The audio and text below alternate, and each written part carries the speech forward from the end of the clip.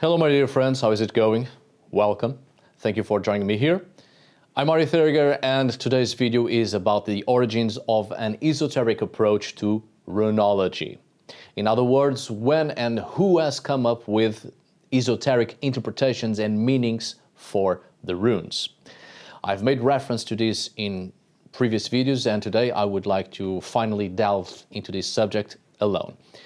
I believe this is information important, very important information you should know, definitely know, because despite being of my belief that anything can truly be used in our spiritual endeavors, and indeed any item and symbol can be used for divination and become a charm or talisman and such other methods and means of communication with the spiritual, because it all depends on the significance and purpose we put or give to things and what it means to us.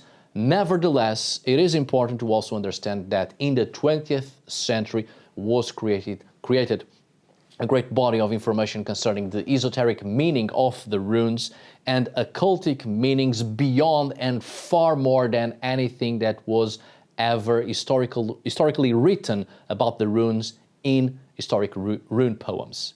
And it is important for people to understand that such elaborated occultic and esoteric meanings of the runes is something the peoples who actually used the runes as a written form in the past were neither aware of these meanings, nor did they use the runes for such magical religious practices according to the attributed occultic meanings we have today. Let me breathe. I've already done a video about the common misconceptions concerning the runes, and if you have the time, please do check that video for more information on that. And I believe it will be quite useful to anyone studying the runes, either esoteric runology or academic runology, or both. You should definitely start with academic runology, right? And also, another video I've done stating that the runes are indeed also magical symbols, but to a certain extent, and certainly not the way it has been constructed by occultists and occultic groups of the 20th century and perpetuated by this new branch of TikTok and Instagram priests and priestesses of the Nordic gods and whatnot.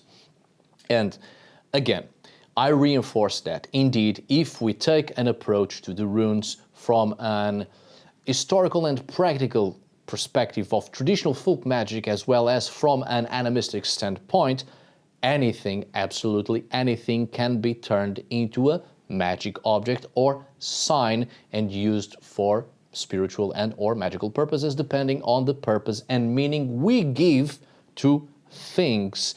And that's up to us and us alone how we conduct our own spiritualities. I have given this example before, just like the creation of a talisman through an animistic perception. Any object can be a talisman or a charm. What is the difference between this spoon and this spoon? Apparently, not much or nothing at all. The difference lies in the purpose that is given to one and the other. One is a spoon precisely used for the primary purpose for which it has been created. The other spoon is a talisman. It ceases to be an ordinary spoon from the moment it is given to it a spiritual or magical purpose, with another function other than its primary function. The same thing can happen with any symbol or sign. I have even given a recent example with the Wolfshangel symbol. It started as an object, as a trap for wolves, and through its purpose and meaning, it was created a stylized representation of the object, and to it was given meaning and magical purposes, transforming the symbol into an apotropaic symbol, evolving until it became a political and hatred symbol. So anything can become a symbol, indeed, as soon as we give to it a purpose and meaning and even a magical function. So the same thing happens or can happen with the runes, and that's what has happened to them throughout the 20th century. And I take the opportunity to remind you that I too have a series of videos focused on my own esoteric interpretation of the runes to be used for divination purposes. But I separated the esoteric approach to the runes from the academic study of the runes in different folders. So as you can see, I too have my own esoteric approach to the runes, which you shall see why, but that doesn't mean I will ignore the historical facts and events that led to the modern construction of occultic meanings to the runes. So now, let's delve into today's subject, my dear friends, if you please. I have previously spoken here about the Austrian Guido von List, the answer to the question, what if Harry Potter was a poodle? Who was one of the most influential occultists of the 20th century, and despite his political ideologies, which I do not agree with at all, let us be impartial here and recognize that indeed he was one of the most influential occultists of the last century, but that doesn't mean he brought anything good or positive. His work was one of the foundations of racist mythology in Germany and of contemporary esotericism. In other words, much of the occultism we witnessed in the Nazi Germany era was influenced by Guido von List, such as the construction of new meanings for the runes, especially from an esoteric and occult point of view, both used by the Nazi political propaganda through iconography and by later esoteric writers. To give a brief idea of the influence of Guido von List, the main salute of National Socialism, Sieg Heil, came from his work. His esoteric interpretation of the runes is still influential in many neo-pagan movements even today, and in writers or authors on the subject of rune occultism and esotericism, such as Stephen Flowers, who you may know better as Edward Thorson, one of the most famous writers and authors on the subject of esoteric runology. I have read all of his books, really all of them, and admittedly, it was my starting point into the esoteric world of runes back when I was a teenager, as it has been for many of you over the age of 30. Even if you have not read anything by Stephen Flowers, but have read others or other writers or authors on this subject, there is no doubt that these writers were greatly influenced by Stephen Flowers, and without a shadow of a doubt, he was influenced by Guido von List. I've already talked about Stephen Flowers just a little bit, or Edward Thorson, in another video, and I think you should really watch and listen to that video, as this is one of the reasons why I stopped liking and following this writer's work and started my own esoteric interpretation of the runes, because there is too much content from this writer and others, of course, that is the perpetuation of racist and supremacist ideals, understandably and very much intentionally. Especially the concept of runes as a written form with mystical and secret powers and as oracular objects comes precisely from Guido von List, and by extension later from Stephen Flowers, who followed in his footsteps. It is important to remember that one of the most famous books by Guido von List, Das Geheimnis der Runen, The Secret of the Runes, from 1908, used the Eddic poem Hávamál as its primary source. List takes the poem Hávamál objectively as a sacred text of ancient paganism without taking into account the resignifications, conceptions and belief systems of medieval Christianity and or of late paganism itself at the end of the Viking Age. Like other authors of his time, the Poetic Edda was seen as a kind of Bible of the Germanic peoples, untouched and pure, despite having been compiled in the 13th century of the Common Era in Iceland, 200 years after Christianity was already the official religion of Iceland. This is something that has also been discussed here on this channel countless times on many videos. In his book, List analyzes only the section of Hávamál known as Ljóðatal, verses 146 to 164, and which refers to the 18 magical incantations of Odin. For each enchantment or magical incantation, he associates a rune extracting information from medieval runic poems and adding quite a lot of esoteric meanings. I've already spoken here in another video about the 18 magical enchantments of Odin described in the Hávamál, but let's just focus now on stanza 163 just as an example. As mentioned in other videos, the Hávamál is one of the most well-known and debated poems of the Poetic Edda. It is a consensus among academics that it contains, indeed, pre-Christian oral elements integrated into the Christian ideological context. Its section, known as Ljóðatal, may have been composed by a pagan poet at the end of the Viking Age, familiar with Christianity, creating a narrative of Odinic death and resurrection as a reaction against the power and advance of the new religion in the Scandinavian lands. Therefore, it is not a pagan perspective in its entirety, but rather the use of pagan elements not only as criticism, but also making also taking several Christian elements, inserting them into a narrative for a better understanding of the mentality of the time, thus making a text against the power of the new religion, quite possibly. Well, in the last incantation, stanza 163 of Ljóðatal, List gives the associated rune shapes and their translation.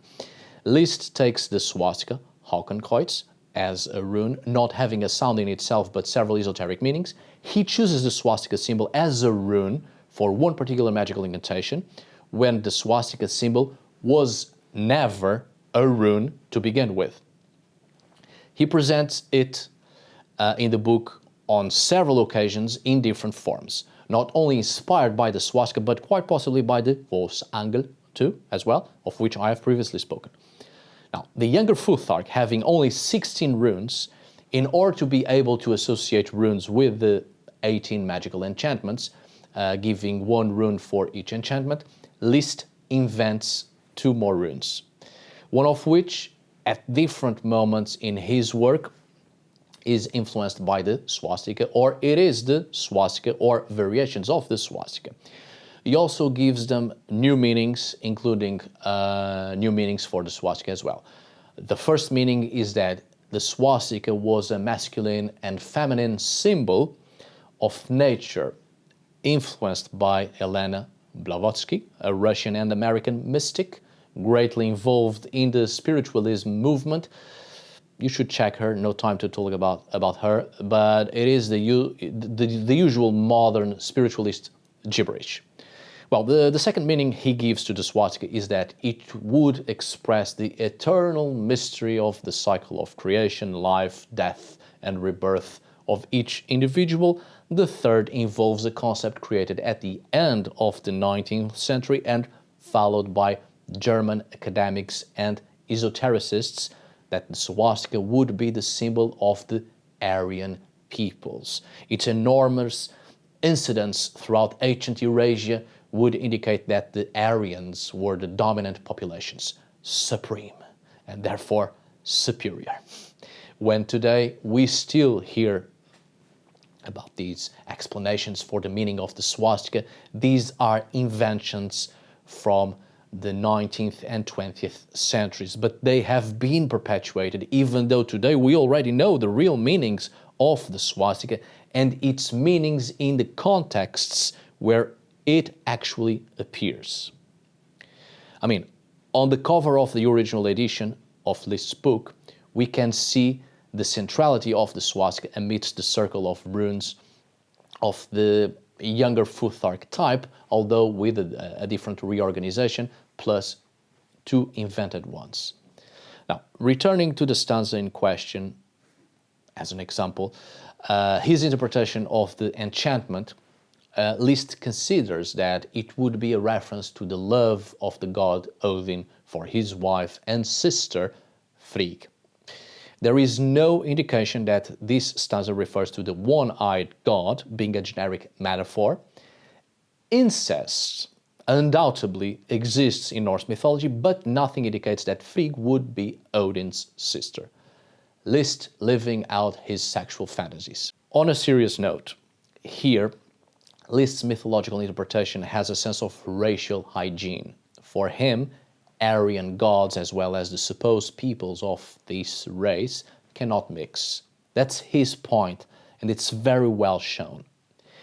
It is not new that the Nordic gods since the 19th century have been interpreted, or otherwise, the interpretations of the Nordic gods have always been subjected to the ideological and social standards of the times and societies, and therefore it is not something new or surprising that Guido von List uses the Nordic gods, runes, and other symbols to promote his political, ideological, and social ideals, which will eventually have a great influence on Nazism, which shares the same ideals because of him. And perhaps now you understand, upon digging further into these subjects and years of study, why I have come to dislike Stephen Flower's interpretations of the runes, which continue to follow and promote the same ideologies, and not just because of List's works as a great influence on Flower's esoteric interpretations of the runes, but also because Flowers is very much aware of these meanings, and he purposely reinforces them through his esoteric interpretations of the runes. It's quite clear. List's esotericism advocated that the cosmic mystery of the individual was united with the spirit of the race, in this case the Aryan race.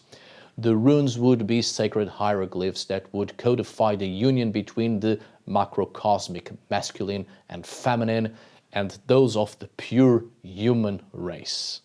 The Leodathal for List, for this author, becomes a sacred text to reveal ancient secrets. Thus, List's vision mixes conceptions of Theosophy, Aryanism, and Romantic nationalism. His idea of sexuality and myth involved the preservation of a racial order. It wasn't the Adolf boy with the fancy mustache who came up with all these ideas. These come from the Romantic nationalist movements carried over into the occult and esotericism of the 19th and early 20th centuries, finally put into practice post-World War I through the rise of nationalist political movements in Germany. So, upon the study of List's work, it can provide elements for understanding the later Nazi ideology and many facets of contemporary conceptions involving runes and Norse myths. In other words, behold, Guido von List, the father of bullshit on Norse myths, runes, and the inspirational core for Nazism.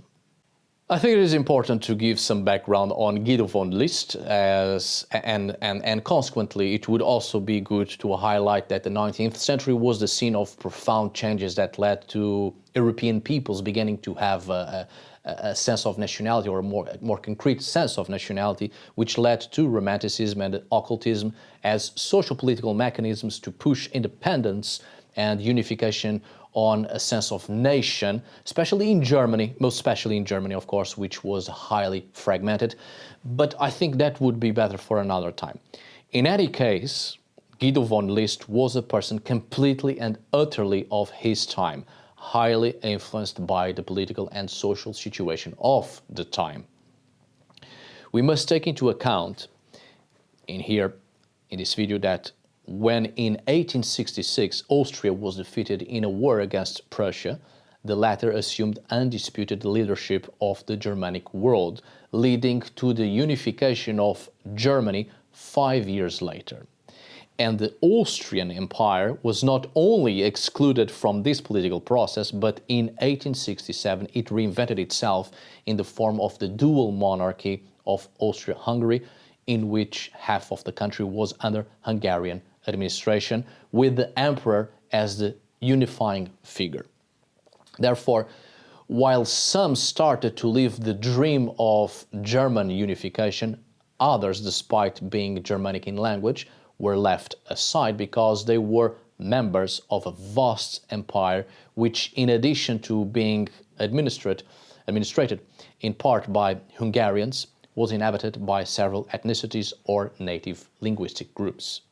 There was a great diversity that was not at all easy to manage, Not to mention that in 1867 the Austrian half of the empire became a constitutional monarchy, which placed civil liberties and political representation within the reach of non-Germanic ethnic groups. And in fact, they gradually gained linguistic and political rights. Now, faced with this geographical, social, political and ethnic framework, the Germanic Austrians began to react quite differently. We must take into account here that for centuries the Austrians enjoyed predominance over their cultural, political and administrative life. However, with all these changes mentioned, in addition to being excluded from a unified Germany because they were tied to a multi-ethnic empire, they saw the supremacy of their language and culture being called into question, and therefore their social and political status as well. A feeling was created that they were being diminished, discriminated against, not because they were targets of persecution, but because they were losing privileges in order to have equal rights with their fellow citizens. Well, history repeats itself, unfortunately. And we have here an example that, in light of this, there began to be a sense of loss of identity, fear and anxiety began to exist, and this led Austrians to have reactions such as resentment, anger, and hatred. These feelings fuel ideologies and defensive movements that aim to save a world considered to be in danger. Ideologies using the defense of purity and supremacy. This was precisely what happened among the German Austrians, whose resistance to what many of them saw as an existential threat took the form of political reaction, including a pan-Germanism dream that advocated the disintegration of the Austro-Hungarian Empire through integrating the German-majority Austrian provinces into Germany. And the cultural response centered on the concept of Volk, present in nationalist occultism that was called Theosophy, the wisdom of the Aryans, and also in the Vereine, or associations, which function as education and defense leagues. I mean, in 1886 they were already sufficient in number to organize themselves into a first federation, which just 3 years later, it was all dissolved by the Austrian authorities for reasons of security and public order.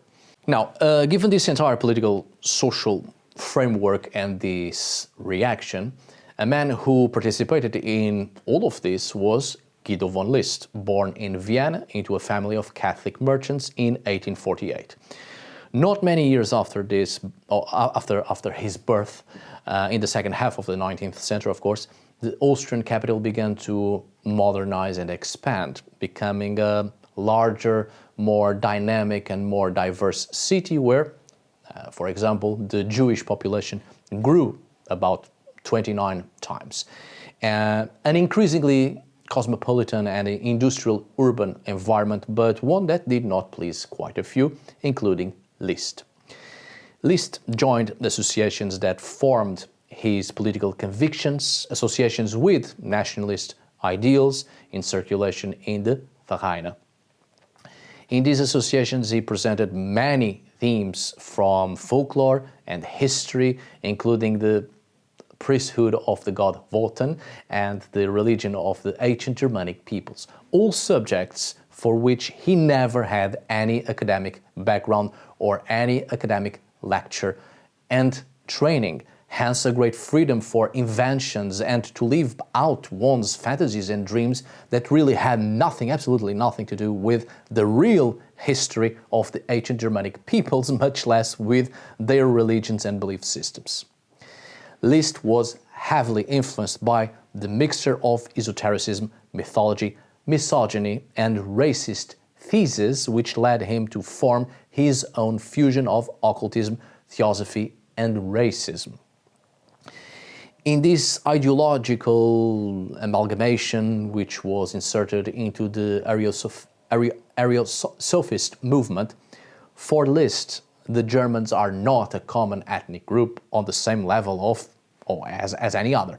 They are, indeed, identical to the mythical Aryan race described by Helena Blavatsky, of whom I spoke a little while ago, while the supposed priestly class of Wotan, so dear to List's imagination and fantasies, becomes the elite of Gnostic initiates or Harmannenschaft, and is confused with the hierophants of theosophical pseudo-history.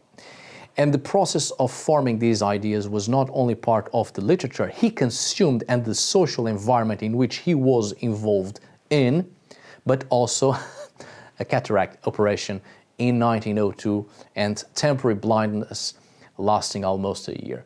From this experience, List said it emerged with revelations about the, and I quote, occult laws of the generation and evolution of the Aryan people, their emotions, intellect, and written speech. This is how he described it in the book Das Geheimnis der Runen, The Secret of the Runes. In this book, as said before, the list of spells from the Attic poem Hávamál is presented as an esoteric codification of Aryan wisdom preserved by Icelandic poets. These poets, in List's highly distorted view, were also singers, masons, carpenters, heraldists, philosophers, judges, and theosophists, because they formed a guild that was the origin of all arts and sciences. But with Christianization, these poets of the seven trades were forced to transmit their knowledge in a hidden way to protect it from persecution by the Catholic Church, which is a complete fantasy, but an integral part of a false history in which the priestly class of the Aryan Germans gave rise to the elites of the ancient Germanic tribes who would have a Gnostic initiatory religion whose mysteries were taken to the north by pagan refugees. And since the Guild of Icelandic Poets was the origin of all arts and sciences, then anything, be it writing, language, folklore, mythology, architecture, etc., could contain hidden traces of Aryan wisdom. This, of course, is a tremendous fantasy and quite far from the historical truth. There is no critical treatment of historical sources in these beliefs or in List's work, no method that resorts to empirical reason. There is not even a logic or a concrete structure, highly sloppy gibberish. List's work is just a free association of ideas, loose and unclear information, and a supposed clairvoyance in an ideologically motivated creativity that did not exclude the distortion of the historical record. Basically, his most influential work, The Secret of the Runes, is just a complete distortion of history used to express nationalist ideologies of misogyny and racism, resorting to fantasy, and basically a work that List, he himself basically says, was revealed to him by clairvoyance. When you ask him, what are your sources? He might simply reply, I am the source, bro. It was revealed to me in a dream. In the book, The Secret of the Runes, each stanza corresponds to a character accompanied by a name, sounds, and associated words, even if without an etymological connection, in a symbolic summary of the mystical content of the verses, usually about the ego, the whole, the divine, or the race and its preservation. For List, the runes were therefore sacred symbols, hieroglyphs only later used as letters. But there is a problem here, among many, of course, which is that the Hávamál has a list of 18 spells. The younger Futhark, which is the closest to that number, has only 16 characters, which didn't stop List, who achieved the miracle of discovering more runes, adding 2 more. With a few more adjustments here and there in a creative process, List invented a false runic alphabet that he called Futhark, based on the sound of not the first 6 but 7 symbols, in line with the symbolic charge of the number and List's taste for the occult and esoteric. Once again, as we can see, Guido von List's pseudo-futhar contains the swastika, which, I repeat what I have been saying in other videos, this symbol is a multi-millennial symbol used by various cultures and religions, past and present, and was very popular in Europe as well, especially in the Iron Age, before becoming synonymous with Nazism. The current negative connotation of the swastika is very recent, but it was precisely in the 19th century that the origins of its use by the Nazis were found, with several individuals contributing to this, of course, and to new meanings that had never before been associated with this symbol. One of the people who contributed to the new connotations of this symbol and the connotations of this symbol with Nazism and the new ideologies and meanings of this same symbol was Guido von List, of course. He saw in the presence of this symbol in different cultures an indication of the supposed ancient Aryan or Germanic civilization. Of course, other people of the time also gave their own meanings to this symbol, including that of racial purity through sexual relations between the same race. And of course, this same ideology of racial purity is echoed in The Secret of the Runes and quite clear and obviously in the analysis of the sixth character, to which List corresponds the sixth spell of the Hávamál. As I told you in a previous video about the Hávamál and the 18 magical incantations, these particular Adic verses are about protection against a possibly magical attack with the root of a tree, but List saw in them a reference to Yggdrasil, and in the strict sense, the Aryan tribal tree, distinct from the foreign ones. So he constructs a false etymology that links the female name Adelgun to Kuna, a word he mistranslates as maiden or lady, which allows him to bridge it with the K sound of the rune in question. This is just one example, and with it we see that List forges a link with the feminine sexual principle and defends the preservation of the Aryan race against mixing with foreign tree roots. The analysis ends like that of the other runes, with an aphorism. In this case, one that declares that blood is the greatest possession. By the way, in this video I have been calling him Guido von List, but in fact he was never von, since this was a title that List himself added to his name, which is the mark of an aristocrat.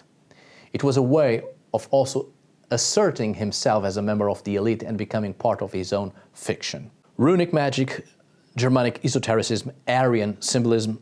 Here we have the person behind these ideologies that were not new and were not all invented or created by List, but it was he who spread them and influenced Nazi ideologies and influenced the main authors of Runic esotericism that would appear in the 70s, 80s and 90s of the 20th century. Guido List was a racist clown living and spreading his own fantasies, completely disproving science in favor of one-sided mysticism focused solely on what he wanted to be real. However, these fantasies carried enormous weight on both sides of the Austro-German border. List was extremely popular. This popularity helped him write and publish more works, more books, continuing his fantasy with runes and promoting racist and misogynistic ideas through nationalist occultism.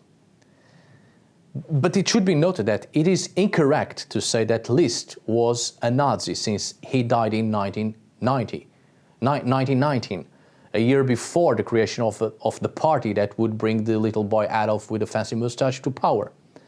However, List was indeed an ideological advocate, an ideological harbinger, because his ideas helped immensely to structure the soil from which Nazism was born.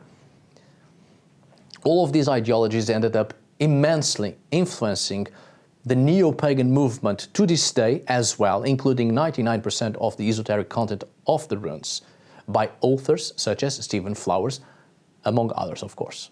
With this video and all the information here shared, I do hope you come to understand not only the origins of the esoteric and occultic meanings of the runes, but also of a lot of books on the subject and the ideologies these authors are trying to push.